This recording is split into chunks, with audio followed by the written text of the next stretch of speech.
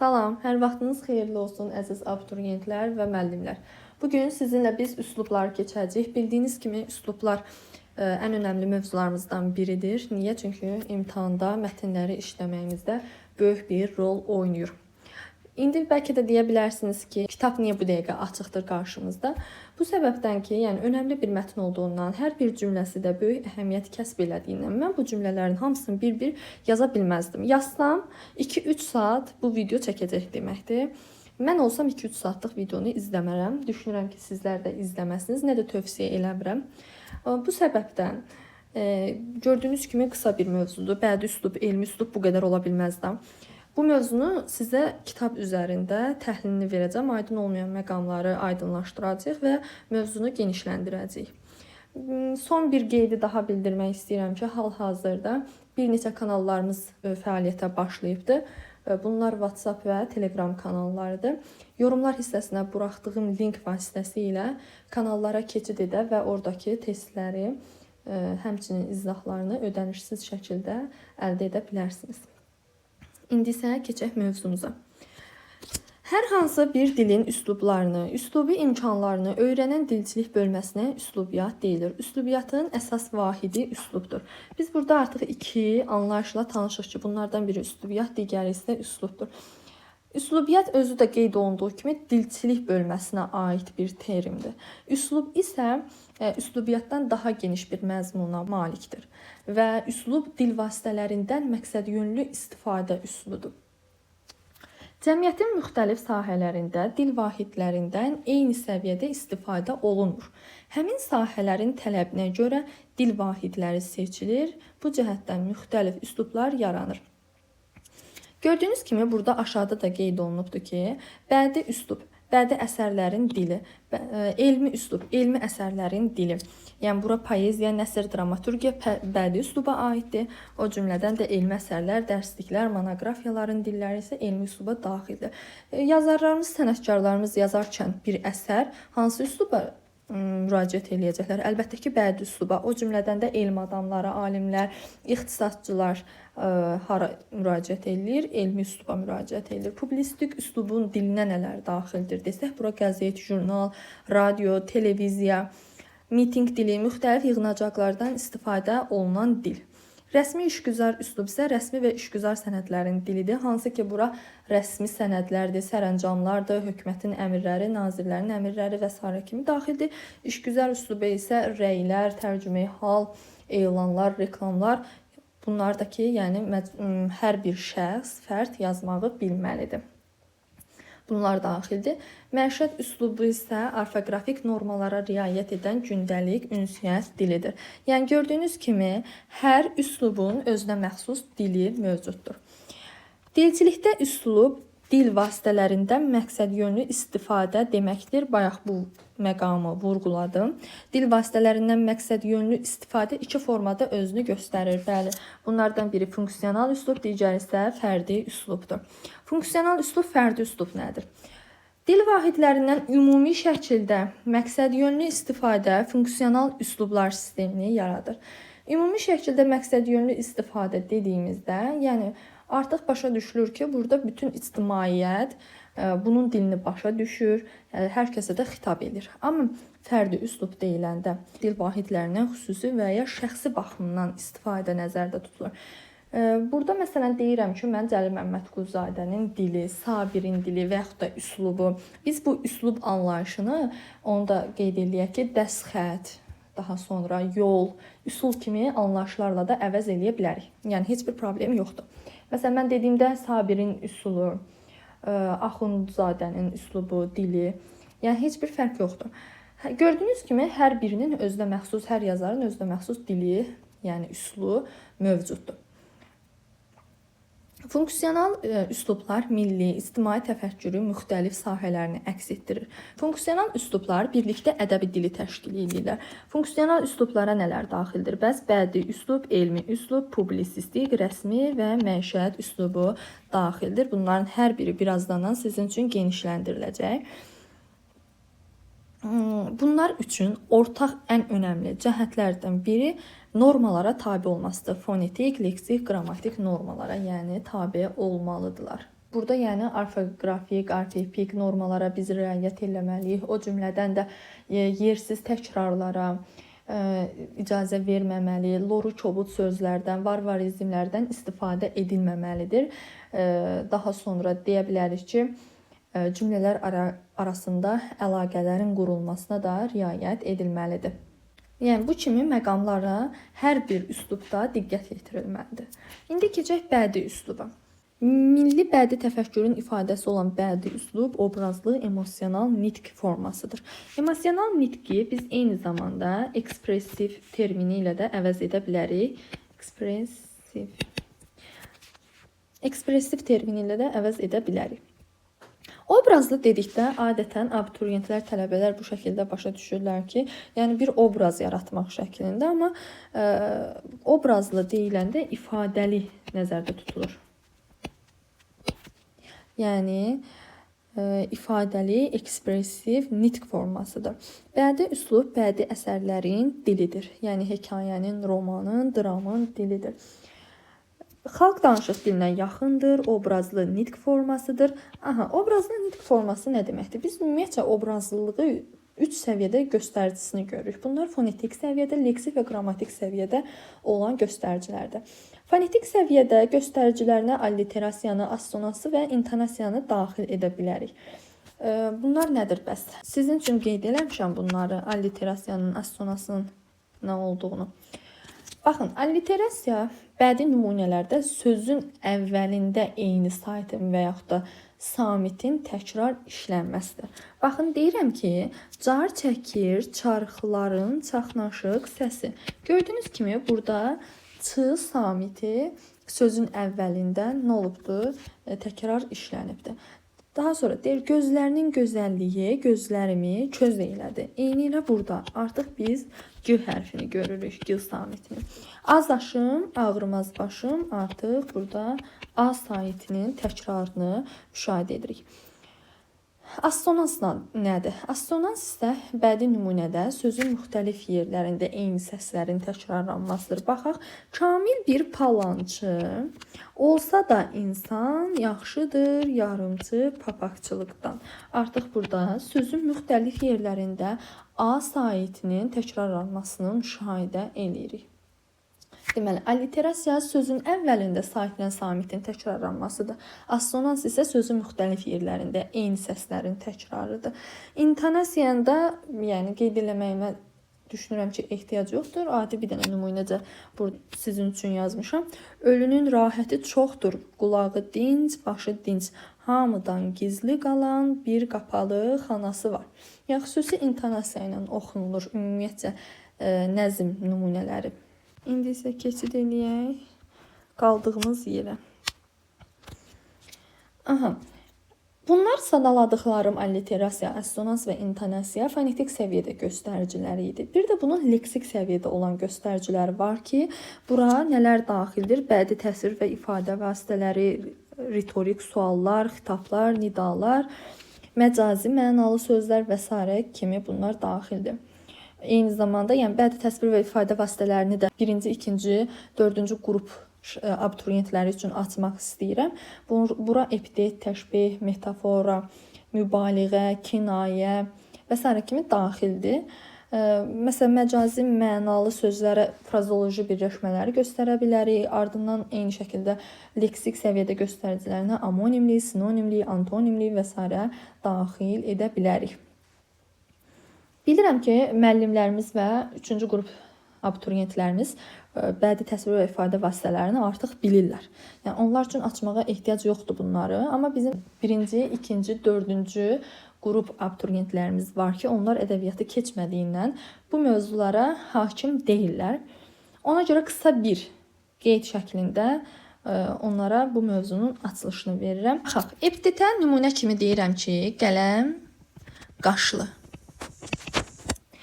Burada qələm qaşlı, necə qaşlı? Qələm qaşlı. Epitet ümumiyyətcə nədir? Epitet fikri daha qüvvətli, qabarıq şəkildə çatdırmaq üçün işlənilən təyin edici sözdür. Baxın, mən burada qaşının necə olduğunu göstəribdir. Yəni qələm şəklində olduğu. Bu artıq onun epiteti. Amma mən cümləni dəyişib, qaşı qələm kimidir qələm kimidir. Belə bunu da ayıraq bu şəkildə. Qaşıq qələm kimidir dediyimdə artıq bu təşbeh olacaq. Eyni cümləyə oxşuyurlar, amma baxın, epiteti təşbehə çevirən zaman onun epitet və yaxud da cümlənin təşbeh olduğunu müəyyənləşdirmək üçün biz kimidən istifadə edirik. Qaşıq qələm kimidir deyirəmsə artıq o təşbehdir. Yəni ola bilər ki, suallar içərisində düşər və onun epiteti və yoxsa təşbeh olduğunu bilməzsiniz, ayırd edə bilməzsiniz. Bu üsuldan istifadə edə bilərsiniz. Yəni kimidirlə siz onu müəyyənləşdirə bilərsiniz. Artıq burada qaş nəyə bənzədilibdir? Qələmə bənzədilibdir. Bir də metafor var. Metafor isə köçürmə deməkdir. Gizli bənzətmə deməkdir. Bu gizli bənzətmə nədir? İlk olaraq ona aydınlıq gətirmək istəyirəm. Bunu 3-cü qrup abituriyentlər də dinləsin. Məsələn, bir şair şeir yazır və orada sevgisinə necə müraciət edir? Ey gülüm, çiçəyim, bülbülüm, böcəyim və s. şəkildə, yəni müraciətlər eləyir. Yəni artıq gördüyümüz kimi burada sevgilisinin adını çəkmir. Artıq sevgisinə bir dəfəlik gülüm şəklində müraciət eləyir. Yəni sevgilisini gizli bir bənzətmə üsuluyla nəyə bənzədibdir? Gülə bənzədibdir. Köçürmə də bu deməkdir ki, yəni insana aid xüsusiyyətləri köçürür cansız əşyaların və yaxud da hadisənin üzərinə. Bilirəm ki, məsələn, bulud ağlar. Bulud ağlar, göy kişnər, bulud ağlar. Ağlamaq insana məxsus olan bir xüsusiyyətdir. Amma mən bunu nəyə köçürtmüşəm? Cansız bir əşya, tamamilə əlaqəsi olmayan bir əşyanın üzərinə, buludun üzərinə. Bulud ağlar deməklə artıq insana aid bir xüsusiyyəti köçürdüm mən buludun üzərinə. Bu da metafordur. Daha sonra metonimiya. Metonimiya isə ad dəyişmədir. Məsələn, sinif sakitdir dediyimdə biz bilirik ki, sinif bir otaqdır. Otaq necə sakit ola bilər? Otaq deyil əlbəttə ki. Sinifdəki şagirdlər burada nəzərdə tutulur ki, yəni uşaqlar sakitdirlər. Və yaxud da Bakı danışır dediyimdə, yəni şəhər danışa bilməz ki, şəhərdə yaşayanları nəzərdə tuturam da, yəni burada milləti, xalqı nəzərdə tuturam ki, yəni Bakı danışır. Və yaxud da Nizamini mən xoşlayıram. Və yaxud da Nizamini başdan ayağa oxuyub bitirmişəm. Nizami bir şəxsiyyətdir. Mən Nizamini deyil, Nizaminin əsərlərini oxuyub bitirmişəm. Yəni burada da bir növ ad dəyişmə var. Daha sonra mübaliğə şişirtmədir. Kiçik bir hadisə böyüdülür, şişirdilir. Onun əksi isə litotadır. Litota isə nə olur? Kiçildilir. Yəni bir hadisə olduğundan daha kiçik versiyada bizə təqdim olunur. Və s. kimi, yəni daha çox girmirəm bu mövzulara. Ondan sonra biz burada nəyi görürük? Xitab görürük. Uşaqlar xitab, məsələn, bədii xitabı sizə onu qeyd edeyim ki, nədir? Şair götürür bir quşa, bir cansız əşyaya, yəni cavab ala bilməyəcəyi bir əşya, hadisə, varlıq belə deyim, ona müraciət edir, xitab edir. Bu şəkildə də bədii xitab yaranır. Bilir ha şair ki, ona cavab gəlməyəcək. Məsələn, mən qaranquşa müraciət edirəm yazdığım bir şeirdə. Mən bilirəm ki, o qaranquşdan cavab gələn deyil, mənə reaksiya gələn deyil. Artıq burada bədii xitab yaratmış olur şair. Yəni sual verir, yəni cavab tələb eləmir. Yəni bu şəkildə bunlar üzərində də qısa bir qeyd keçmək istədim ki, 3-cü qruplar bilir, müəllimlərimiz bilir, amma digər qruplar bunu bilməyə bilər. Bu mövzunu çox geniş tutmaq istəmirəm, çünki ədəbiyyat dərsində deyilik. Amonimli, sinonimli, antonimli, frazeoloji birləşmələr bunlar da öz yerində. Düşünürəm ki, bunları bilirik, ona görə çox üzərində dayanmıram. İndi isə keçək qrammatik səviyyədə göstəricilərinə. Qrammatik səviyyədə göstəricilər dedikdə inversiya məsələn burada götürə bilərik. Yəni söz sırasının pozulması. Deyir, nədir qəlbində bu fırtınalar? Məsələn bu şəkildə dediyimdə artıq görürsüz ki, mənim xəbərim nədir? Gəlib başa keçiddir. Yəni söz sırası artıq burada pozulubdur. O cümlədən də müxtəlif söz birləşmələrin və cümlələrin təkrarı. Burada bir qeyd var əlimin altında, onu sizə oxumaq istəyirəm. Deyir, dağlara bax, dağlara, qara geyinmiş dağlara. Səslərəm ana səni, ünüm düşdü dağlara. Gördüyünüz kimi artıq burada dağlar ifadəsi təkrar olunubdur. Bu şəkildə. Sonra bura nə? Ellipsisi qeyd edə bilərik. Ellipsizdə sözün təkrarı, daha doğrusu ixtisarı, üzr istəyirəm. Sözün və yaxud da şəkilçinin ixtisarıdır. Deyirəm ki, anam müəllim, atam mühəndisdir. Cümləsində belədir. Anam müəllimdir, atam mühəndisdir. Amma mən burada dir şəkilçisini artıq nə eləmişəm? İxtisar eləmişəm. Anam müəllimdir yerinə anam müəllim, atam mühəndisdir demişəm. Yəni burada şəkilçinin ixtisarını artıq biz müşahidə eləyirik. Bu da nədir? Ellipsisdir. Burada alliterasiya, assonans qeyd olunubdur. Bunları sizin üçün qeyd elədim. Alliterasiya sözün əvvəlində işlənilən sait və ya samit səslərin təkrarı idi. Assonans isə sözün müxtəlif yerlərində işlənilən sait və yaxud da samit səslərin təkrarı idi. Baxın, ellipsisi indi vurğuladım sizin üçün. Ritorik suallar, yəni cavab tələb etməyən suallar idi. Ondan sonra təzadlar əks mənalı. Məsələn, acı dil, şirin söz dediyimdə burada acı və şirin nədir? Təzad əmələ gətiribdir. Mübaliğə şişirtməkdir dedi. Xitabı da o cümlədən vurğuladıq və s. kimi. Yəni bunların hər birini sizin üçün qeyd elədim. Ümumiyyətcə biz sizinlə sözün 3 funksiyasını öyrənəcəyik. Bunlar poetik, informativ və terminoloji funksiyalardır. Bunlar nədir? Bəs. Poetik funksiya deyiləndə məcazi, yəni sözün məcazi mənası nəzərdə tutulur. Məsələn, deyirəm ki, soyuq münasibət. Artıq biz burada yəni məcazilik görürük. Artıq biz burada məcazilik görürük. Yəni bu sözün nədir? Poetik funksiyasıdır. Və yaxud da ki, deyirəm ki, ondan ötürü burnumun ucu göynəyirdi. Yəni darıxdığım üçün. Burada frazoloji birləşməni biz görürük. Frazoloji birləşmələr də eyni şəkildə məcazilik yaradırlar da. Bunu artıq bilirik deyə düşünürəm. Bu da sözün nədir? Poetik funksiyasıdır. O cümlədən də soyuq münasibət. Mən bir də desəm ki, hava soyuqdur. Artıq bu nə olur? Sözün informativ funksiyası olur. Yəni informativ deyildikdə həqiqi məna nəzərdə tutulur, poetik funksiya deyildikdə isə məcazi məna nəzərdə tutulur. Bir də dedik terminoloji funksiya. Terminoloji funksiya isə yəni biz bunu daha çox elmi üslubda müşahidə edəcəyik termin sıxlığını, amma bədii üslubda da sözün terminoloji funksiyasına rast gələ bilərik. Termin sıxlığı özü elmi üslubdadır. Amma terminlər biz bədii üslubda məsələn bəlkə yazar elə bir obraz yaratmışdır ki, o artıq öz fənnindən, öz ixtisasından danışarkən terminlərdən istifadə edə bilər. Yazıcı müəllim obrazı yaradıbdır deyək ki. Müəllim şagirdlərə dərs deyərkən artıq burada biz müşahidə edə bilərik ki, terminlərdən istifadə edir. O cümlədən də həkim obrazı yaradıbdır deyək. Artıq biz orada obrazın dilindən terminləri görə bilərik. Öz ixtisası haqqında danışarkən, öz işini yerinə yetirərkən bu terminlərdən istifadə edə bilər. Məsələn, deyirəm ki, sifət. Sifət sözü həm termin kimi çıxış edə bilər, həm də adi söz kimi çıxış edə bilər. Biz bunu termin kimi Azərbaycan dilində görürük. Bir də ki, deyirəm ki, üz mənasında, yəni üz sifət mənasında artıq bu sözün informativ mənası olur, həqiqi mənası. Və yaxud da ki, kök ifadəsini işlədirəm. Mən kökü harda görürəm? Eyni şəkildə riyaziyyat fənnində kökaltı ifadəsini görə bilirəm. Termin şəklində. Normalda da yediyimiz bir tərəvəz kimi və yaxud da kök adam mənasında çıxış eləyə bilər. Yəni buranı başa düşdüyünüzü düşünürəm. Ona görə keçid eləyirəm. Qaldığımız yerdən davam eləyək. Son məqamları burada qeyd edib, daha sonra bədii üslubu sonlandırmaq istəyirəm. Biz bədii üslubu, şeir dili, nəsr dili və dramaturgiya dili burada hansı ki bunu yuxarıda qeyd eləmişdik.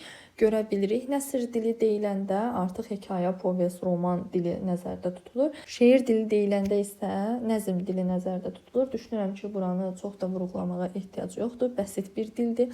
Nəsr dilə gəldikdə isə artıq burada nağıl, hekayə, povest, roman dili nəzərdə tutulur. Nəsr dilində şeir dilindən fərqli olaraq həyat hadisələri ətraflı şəkildə təsvir olunur. Burada süjet xətti geniş və çox şaxəli olur. Dramaturgiya dili isə yəni burada dram, faciə, komediya, tragikomediya və s. daxildir. O cümlədən də monoloq, dialoq və remarkanı da müşahidə edirik. Monoloq, dialoq, remarka nədir? Monoloq insanın öz-özünə tək başına danışmasıdır. Məsələn, iş görərkən deyinirik və yaxud da öz-özümüzə xoş sözlər işlədirik. Yəni bunlar monoloqdur, öz-özümüzə danışıq. Dialoq isə 2 və daha artıq şəxs arasında olan ünsiyyətdir, danışmaqdır. Remarka isə mötərizə daxilində verilən o ifadələrdir ki, hansı ki biz dram oxuyanda da bunu müşahidə edirik. Orada məsələn deyir ki, Askinaz müəllim içəri daxil oldu, oturdu, filan kəsdən həmsöhbət oldu və s. kimi, yəni mötərizə daxilində mənim o an nə etdiyimi oxucuya çatdırmaq məqsədi ilə istifadə olunur. Bu da öz yerində. Biz bədii əsərlərdə 2 dil görürük, müşahidə edirik. Bunlardan biri müəllifin dilidir, digəri isə tipin dili, yəni obrazın dilidir. Biz hansı ki qeyd eləmişdik, əsasən deyirlər ki, müəllifin dilindən biz varvarizmdir, vulqarizmdir, dialektlərdir, loru sözlər, yəni kobud sözlər və s. kimi bunları görə bilmərik şəklində qeyd olunur. Amma əslində elə deyil. Yəni bu məqama hər kəs diqqət eləsin. Bəzən müəllif özünü tuta bilməyib, hadisəyə və yaxud da yaratdığı obraza münasibət bildirmək məqsədi ilə vulqarizmlərdən, varvarizmlərdən, daha sonra dialektlərdən və s. istifadə eləyə bilər. Amma obrazın yerində o öz yerində, yəni həmişə müşahidə eləyə bilərik. Bəlkə müəllif elə bir obraz yaradıbdır ki, onun dilində biz tez-tez vulqarizm və varvarizm, məsələn Qurbanəli bəy, biz onun dilində hər ikisində müşahidə eləyirik. Vulqarizm nədir deyə soruşsanız, bu yəni kobud sözlərdir, qaba sözlər belə deyim, ədəbi dil normalarına zidd olan ifadələrdir. Varvarizmlər isə başqa dilə məxsus olan ifadələrdir ki, onlar hansı ki bizim dilimizdə ümumiyyətcə işlənmirlər. Amma görürsünüz ki, danışan zaman araya bir rus sözü, bir ingilis dilində bir söz sıxışdırırlar. Baxın, bu varvarizmdir. Biz bunu obrazın dilində də, müəllifin dilində də dediyim kimi görə bilərik. Obrazın dilində həmişə, amma müəllifin dilində adətən görürük, bəzən görə bilirik. Dediyim kimi, bəzən özünü tuta bilmir müəllif. Hadisəyə, yaratdığı obraza münasibət bildirmək üçün istifadə edə bilir. O cümlədən də məsələn mətnaltı məna. Biz mətnaltı mənaya da müəllifin dilində rast gələ bilərik. Ümumilikdə müəllifin dilinə nəzər yetirsək, qeyd etməliyik ki, bütün normalara uyğun qurulmalıdır. Yəni əsasdır ki, bütün normalara riayət etsin. Bu kitab haqqında bir də onu qeyd edək ki, bədii üslubu ən az elmi üsluba təsir edir. Ən qədim üslubdur və ən az da elmi üsluba təsir göstərir. Bu qədər. İndi keçək elmi üsluba. Elmi təfəkkürün təzahür forması olan elmi üslub dərsliklərin müxtəlif elmi sahələri ilə əlaqədar kitab, monoqrafiya və elmi məqalələrin dilidir. Elmi üslubun əsas xüsusiyyətləri məntiqli, ardıcıllıq, konkretlik, dəqiqlik, termin sıxlığı müşahidə edilir. Artıq biz burada termin sıxlığı anlayışı görürük. Az öncə də sözün terminoloji funksiyasından bəhs edərkən bunu vurğuladıq ki, termin sıxlığı qeyd olunursa o elmi üsluba aiddir. Amma bədii üslubda da biz terminləri müşahidə eləyə bilərik. Nə şəkildə müşahidə eləyə bilərik? Obrazın dilindən. Daha sonra, hər elmin özünə məxsus terminologiyası var. Həmin terminləri adətən o elmə bələd olan şəxslər başa düşə bilərlər. Və elmi üslubda fikri daha yığcam, daha konkret ifadə eləmək üçün qrafiklərdən istifadə edirlər. Yəni, belə deyək, diaqramdır, düsturdur və s. kimi, yəni bu şəkildə istifadə edirlər. Elmi üslubda beynəlmiləl terminlər çoxluq təşkil edir. Beynəlmiləl terminlər dedikdə, yəni alınma terminlər nəzərdə tutulur, hansı ki bunlar da bizim öz milli terminlərimizdən say baxımından üstünlük təşkil edirlər. Bura milli terminlərimizdə biz bağlayıcını, qoşma, vurğu, say, daha sonra bənzətmə, şişirtmə, köçürmə və s. kimi, yəni bunları nümunə göstərə bilərik. Amma yenə də qeyd edirəm, beynəlmiləl, yəni alınma terminlər daha çoxdular. Elmi üslubda mürəkkəb cümlələr, modallıq bildirən söz və ifadələr daha çox işlənir. Elmi üslubda fikri daha yığcam, konkret ifadə etmək üçün müxtəlif formullardan, düsturlardan, qrafik vasitələrdən, rəqəm, diaqram və cədvəllərdən istifadə olunur. Bunların hər birini də qeyd elədik. Müəyyən istisnalar çıxmaqla bütövlükdə obrazlılığa, emosionallığa, çoxmənalığa, mətnaltı mənaya, fikrin müxtəlif cür anlaşılmasına yol verilmir. Biz bunların hər birini əslində bədii üslubda sadaladıq. Yəni bunlar daha çox bədii üslubda görəcəyimiz, müşahidə edəcəyimiz anlayışlardır. Elmi üslubda isə işlədilən sözlərin daha çox birmənalı olunmasına üstünlük verilir. Fikirlər, hökmlər, cümlələr, ifadələr birmənalı olur. Bəli, burada da qeyd olunur. Elmi üslubun müxtəlif elm sahələri üzrə qolları terminologiyasına görə bir-birindən fərqlənirlər. Bəli, belə deyək, elmlər 3 bölməyə ayrılır. Humanitar elmlər, təbiət və texniki elmlər, amma hal-hazırda əsasən humanitar elmlər və texniki elmlər işlədilir. Humanitar elmlərə Azərbaycan dili, ədəbiyyat, tarix, daha sonra fəlsəfə, psixologiya və s. kimi bunlar daxildir. Texniki elmlərə fizika, riyaziyyat, kimya və s. kimi. Təbiət elmləri də ki, belə deyək, biologiya, coğrafiya, tibb, yəni bunlara aid eləyə bilərik. Bunların özünün termini var. Özünə məxsus terminləri var ki, hansı ki bu sahə ilə məşğul olan şəxslər həmin terminləri başa düşə bilər. Elmi üslubda olan mətnləri başa düşmək üçün tələb olunur. Terminləri başa düşmək, sintaksisi bilmək, yəni cümlələr arasında əlaqə qurmağı bilməliyik.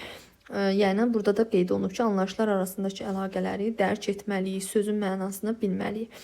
Sözün elmi üslubda əsas vəzifəsi termin olmaqdır. Terminoloji funksiya daşıyan söz və ya ifadə termin adlanır. Bunları artıq qeyd eləmişik. Terminlərin xüsusiyyətləri emosional olmurlar, müxtəlif mənaçalarda ifadə etmir, konkret bir anlayış ifadə edir, işlək olmayan leksikaya daxildir. Bəli, qeyd elədik ki, müəyyən sahələrin terminləri var və həmin terminləri də hər kəs bilmir. O sahə ilə məşğul olan şəxslər sadəcə bilə bilər. Mən riyaziyyata aid olan terminləri bir yerə qədər bilə bilərəm. Bir riyaziyyatçı qədər bilə bilmərəm. O cümlədən də tibbə aid olan terminləri, yəni bilmirəm. Çünki mən o sahə ilə məşğul deyiləm. Azərbaycan dilində həm də dünya dillərində alınma terminologiya daha üstünlük təşkil edir. Dedik, bəli, beynəlmiləl terminlər milli terminlərimizdən say baxımından üstünlük təşkil edir. Beynəlmiləl terminlər milli terminləri sıxışdırır. Termin müəyyən elm sahəsinə aid olur, ancaq həmin elmi bunlar oxuduğumuz şeylərdir. Milli terminlərimiz daha çox humanitar elmlərin istifadə olunan terminlər millidir. Bunları qeyd elədik. Qoşmadır, bağlayıcı, say, vurğu, bənzətmə, şişirtmə, köçürtmə və s. kimi bunları da sadalaya bilərik bura. Burada da elmi mətn verilibdir. Artıq onu oxumağıma ehtiyac yoxdur deyə fikirləşirəm. Baxın, burada da son bir məqamı, mən də elə sifəti nümunə çəkmişdim sizə. Sifəti həm termin kimi, həm də informativ mənada göstəribdir bizə. Nitq hissəsi kimi termin, sifət kimi isə insanın üzü mənasında qeyd edilibdir. Bəzən mətn tapşırığı verilir ki, mətndə fərqləndirilmiş sözü mətndəki üslubdan kənar üslubda işlədin. Danışıq səsləri iki yerə bölünür. Burada səs ifadəsi gördüyümüz kimi terminoloji funksiyadır. Fərqli məzmunda işləsək, quşların səsi bizi valeh edirdi. Bu da ki, bədii üsluba doğru gedir, yəni. Danışıq səsi dediyimdə termindir, amma quşların səsi dediyimdə artıq o nə olur? Başqa bir üslubda, məişət üslubunda və yaxud da bədii üslubda çıxış edir. Elmi üslubla əlaqədar hər şeydə qeyd elədiyimizə görə artıq keçid eləyə bilərik publistik üsluba. Publistik üslub ümumiyyətcə onu qeyd edeyim ki, üslublar içərisində ən son formalaşan üslubdur və yaranma tarixi də 19-cu əsrin 70-ci illərinə təsadüf edir. Əkinci qəzetinin nəşr olunması ilə bu üslub yaranıbdır. Bu üslubu eyni zamanda mətbuat dili, qəzet dili və televiziya dili də adlandırırlar. Bura nələr daxildir? Qəzet və jurnalların, radio və televiziyanın, elmi kütləvi kitabların və s. dili daxildir. Elmi kütləvi kitablar deyildikdə nə nəzərdə tutulur? Baxın, yazar bir əsər yazdıqda elmi terminlərdən, yəni terminlərdən belə deyək ki, istifadə edir. Bu terminlər anlaşıqlı olmur. Dedik ki, həmin sahə ilə məşğul olan şəxslər sadəcə o terminləri anlaya bilir. Bu elmi əsərlər idi. Elmi əsərlər dedik, elmi üsluba daxildir. Bir də elmi kütləvi əsərlər var ki, yazar yaratdığı əsərdə terminlərdən istifadə edir. Amma o terminlər hər kəs üçün anlaşıqlı olur. Və bu da elmi kütləvi kitablardır. Yəni bu şəkildə. qeyd edir ki, müxtəlif emosiyaları ifadə edir. Bəli, biz burada qəzəb, nifrət, sevinc, həyəcan, təmkin və s. kimi emosiyaları müşahidə edə bilərik. İki formada özünü göstərir, şifahi və yazılı formada. Şifahi formaya radio dili, televiziya dili, kütləvi yığınacaqlarda, mitinqlərdə səslənən dili biz bu şifahi publistikaya daxil edə bilərik. Yazılı publistikaya isə qəzet və jurnalların, elmi kütləvi kitabları və s. kimi daxil edə bilərik. Elmi kütləvi kitabların da izahını verdik. Və şifahi yazılı publistika dil cəhətdən bir-birindən fərqlənmirlər. Bəli, aydınlıq, kütləvi anlaşıqlılıq, təsirlilik onun əsas xüsusiyyətlərindən biridir ki, bu yəni baxmır onun şifahi formada olmasına, yazılı formada olmasına. Əgər sizə deyilsə ki, burada kütləvliyinə, işlənmə dərəcəsinə görə ən aparıcı üslub deyirsə, məişət üslubu götürəcəyik. Əgər sizə kütləvi anlaşıqlılıq desə, siz bunu publistik üslub şəklində götürəcəksiniz. Yox, kütləvliyinə, işlənmə dərəcəsinə görə ən aparıcı üslub desə, artıq siz burada məişət üslubu götürməlisiniz. Bunu da qarışdırmayın. Daha sonra qeyd elədik ki, onun yazılı və şifahi olmasına baxmayaraq, eyni zamanda deyə bilərik ki, həm təsviri, həm də analitik səciyyə daşımasıdır. Bu təsviri deyildikdə, yəni baş verən hadisə ancaq burada təsvir edilir. Analitik deyildikdə isə artıq mütəxəssislər tərəfindən onun təhlili də bizə verilir. Bu şəkildə. Sonra baxın, anlaşıqlı olmaq onun əsas xüsusiyyətlərindəndir. Burada qeyd olunub bu üslubda mücərrəd obrazlılıqdan və ağır terminologiyadan istifadə olunmur. Bəli, mücərrəd obrazlılığı anlayışını biz gördük hansı üslubda? Bədi üslubda. Bədi üslubda olduğu şəkildə publistik üslubda yoxdur. Ağır terminologiyanı biz elmi üslubda görürük. Elmi üslubda olduğu qədər publistik üslubda yoxdur. Var, amma onlar qədər yoxdur. Publistik üslub kütləvi nitq forması olduğundan xalq dilinə çox yaxındır. Bəli, publistik üslub xalq dilinə yaxındır. Ümumi xalq dilində baş verən dəyişikliklər publistik üsluba təsir göstərir. Publistik üslubda olan dəyişikliklər isə ümumi xalq dilinə təsir göstərir. Analitik və təsviri şərhlərin izahını da verdik. Daha sonra burada bizə qeyd olunub bədii publistik, elmi publistik dil və rəsmi publistik dil. Yuxarıda bayaq qeyd elədik mücərrəd obrazlılıq. Dedik ki, biz bunu daha çox bədii üslubda görürük. Çünki onun əsas xüsusiyyətlərindən biridir. Amma publistik üslubda da görə bilərik. Nə zaman görə bilərik? Bunu da bədii publistikin dilində görə bilərik. Baxırıq, burada qeyd olunub ki, o çevklər, felyetonlar bədiliyi özündə müəyyən qədər əks etdirən bəzi məqalələr buna misal ola bilər. Baxın, Cəlil Məmmədquluzadənin Azərbaycan məqaləsi deyilir burada.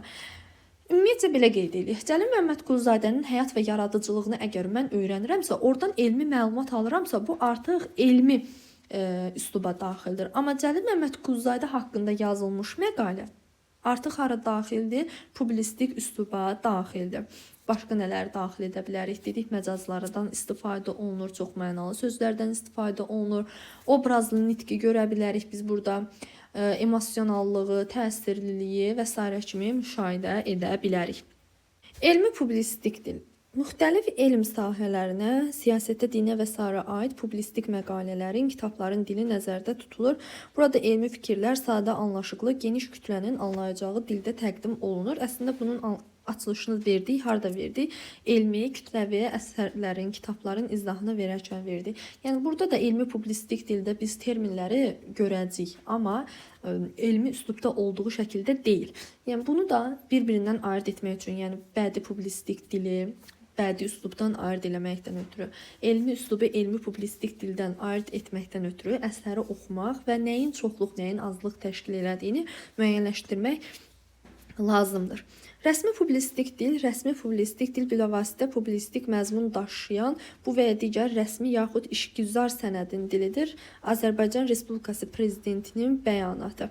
Baxın, dedik ki, sərəncamlar prezidentin qəbul etdiyi sərəncamdır, qərarlardır, nazirlərin verdiyi əmrlərdir və s. kimi bunlar hamısı hara daxildir? Rəsmi işgüzar üsluba daxildir.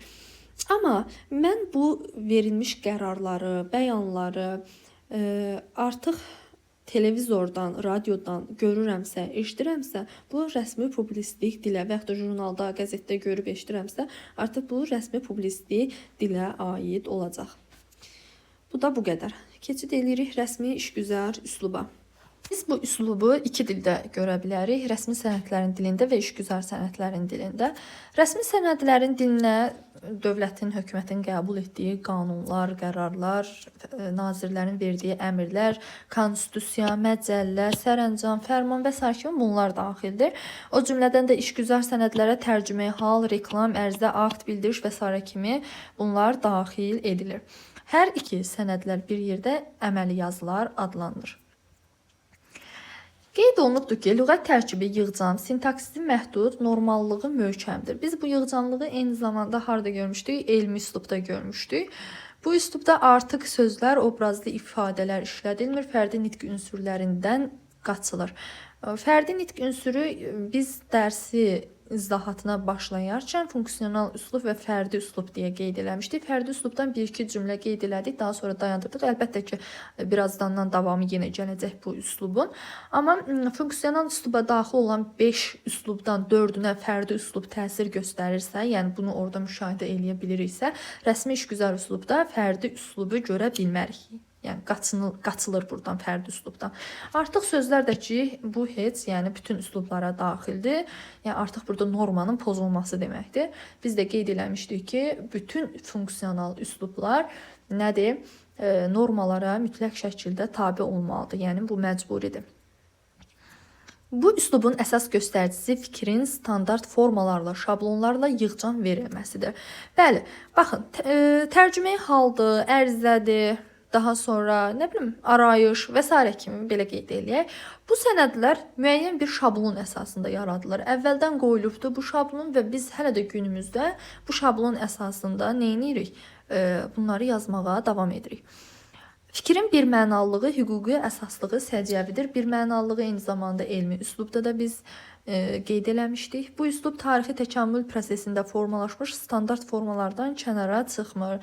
Bəli, bunun kənara çıxması o zaman mümkündür ki, hər hansı bir dəyişiklik baş versin. Məsələn, konstitusiyamıza yeni bir qanunun əlavə edilməsi, yeni bir maddənin əlavə edilməsi üçün dövlət idarəçiliyində hər hansı bir dəyişiklik ola bilər və yaxud da ki, prezidentimizin alacağı qərarlarda nəsə bir dəyişiklik olsun ki, bunlar da standartlardan kənara çıxsınlar. O cümlədən də ki, bu tərcüməyi hal, ərizə, işgüzar sənədlər belə deyək ki, onlar dedik ki, müəyyən bir şablon əsasında yazılır. Hələ də günümüzdə bu şəkildə də davam edir. Heç bir dəyişiklik yoxdur.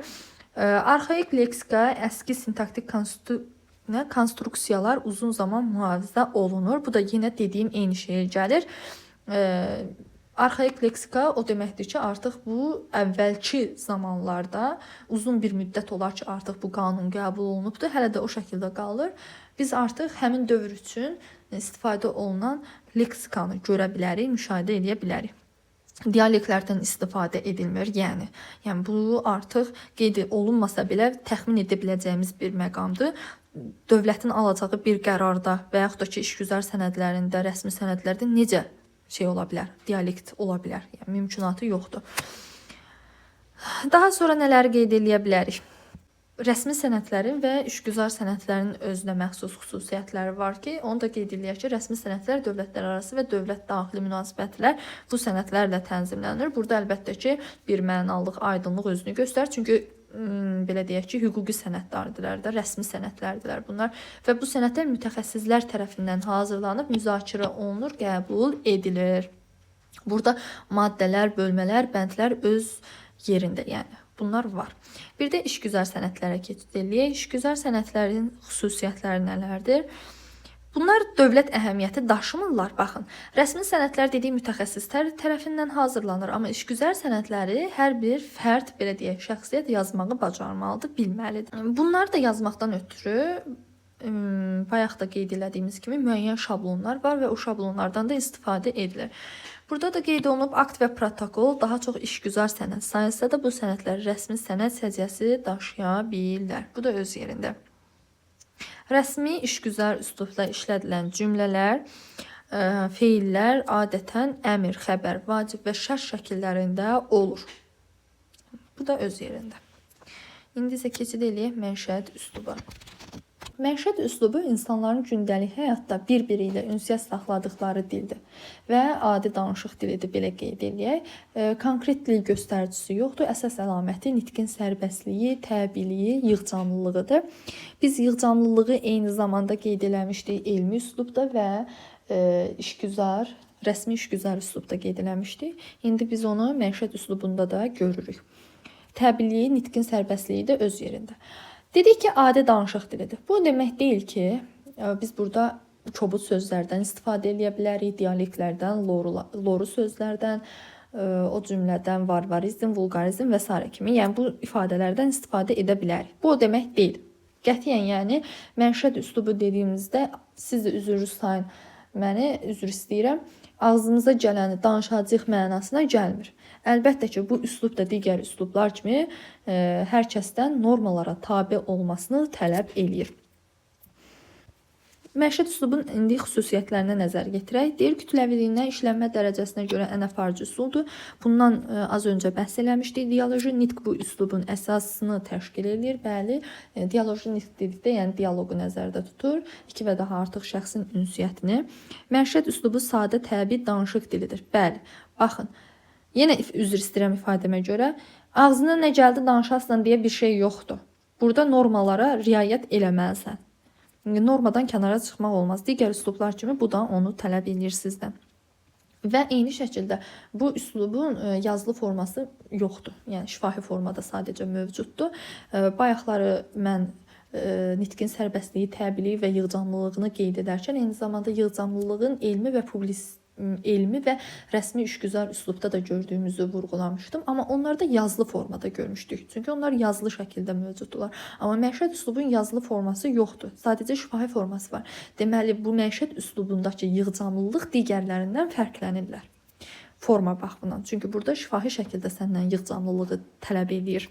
Sərbəstlik və təbiiliyi bir neçə dəfə artıq vurğuladıq. Bu üslubun dili loru nitq, yəni cilalanmış kobud danışıq dili deyil, məhəlli səciyyə daşımır. Bəli, vurğuladığım kimi bu dil eyni zamanda dialekt üstü dil formasıdır. Əlbəttə ki, yəni burada siz oturub şablonlarla danışası deyilsiniz. Hər qurduğunuz cümlədə terminlər olacaq. Bu şəkildə yox. Sadəcə danışarkən səliqəli və səhmanlı danışmaq lazımdır. Eyni şəkildə dediyim kimi normalara da riayət eləməliyik. Burada bir qeydimiz var. Deyir, müxtəlif üslub nümayəndələri, publistik, bədii elmi və s. üslublardan istifadə edən ayrı-ayrı şəxslər yazılarında ayrı-ayrı üslublardan istifadə etsələr də şifahi nitqdə məişət üslubundan istifadə edirlər. Bu mənada məişət üslubunda müxtəlif üslubların nümayəndələri birləşirlər. Bəli, baxın, mən hal-hazırda sizə elmi məlumat ötürürəm. Üslublar mövzusunu danışmaqla elmi məlumat ötürürəm. Birazdan amma kameranı keçirdikdən sonra mən məişət üslubuna keçid eləyəcəm. Yəni gündəlik mənim danışığım məişət üslubudur. Amma artıq mən bu kamera qarşısına keçirəmsə və yaxud da şagirdlərimə dərs deyirəmsə, elmi üsluba müraciət eləmiş olam. Çünki elmi məlumat ötürürəm. O cümlədən də yəni publistik əsər yazanlar, elmi, bədii əsərlər yazanlar da həmçinin hamısı gəlirlər, birləşirlər hansı üslubda? Məişət üslubunda. Funksional üslubların bütün növləri haqqında danışdıq. Son bir şey qeyd eləmək istəyirəm indi.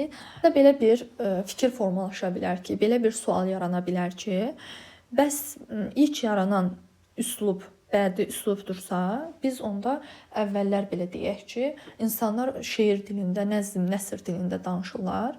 Xeyr, əlbəttə ki, bu belə deyil. Əvvəllər bu üslublar yaranmamışdan öncə hər kəs danışıq dilində ünsiyyət qururlarmış. Bu danışıq dilində artıq dialektlər, loru, sözlər, vulqarizm, varvarizm əlbəttə ki işlənirdi. Yəni kobud sözlərə yer verilirdi. Ta ki məişət üslub yaranana qədər. Məişət üslub yaranana qədər bu kimi hallar normal qarşılanırdısa, məişət üslubu yarandıqdan sonra artıq normalara riayət olunmaq tələb olunduğuna görə nitqimizi də, dilimizi də neynəmişik? Səliqə səhmana salmışıq. Üslublar mövzusu bu qədər. Funksional üslubları qurtardıq. İndi son olaraq fərdi üslubu da qeyd edib mövzumuzu yekunlaşdıraq. Fərdi üslub Funksional üslubların çoxunda özünü göstərir.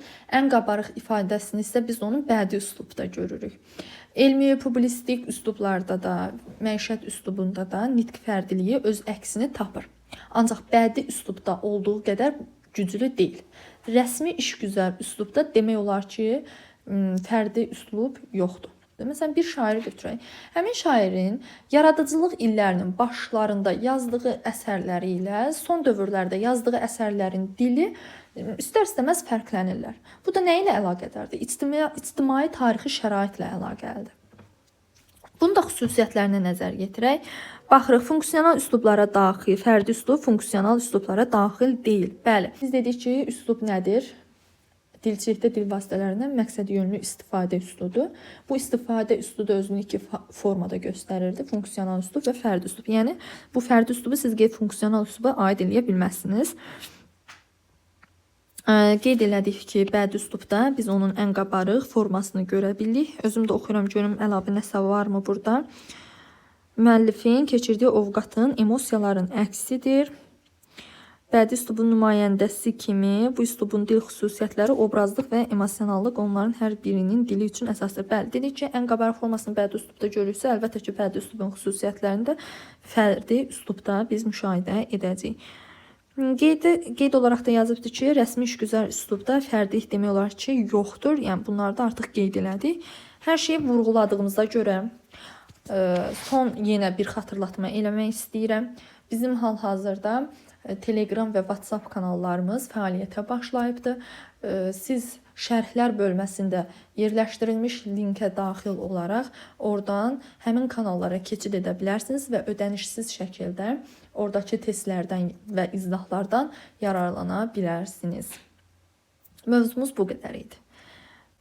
Sonrakı mövzuların izahına qədər hələlik özünüzə yaxşı baxın.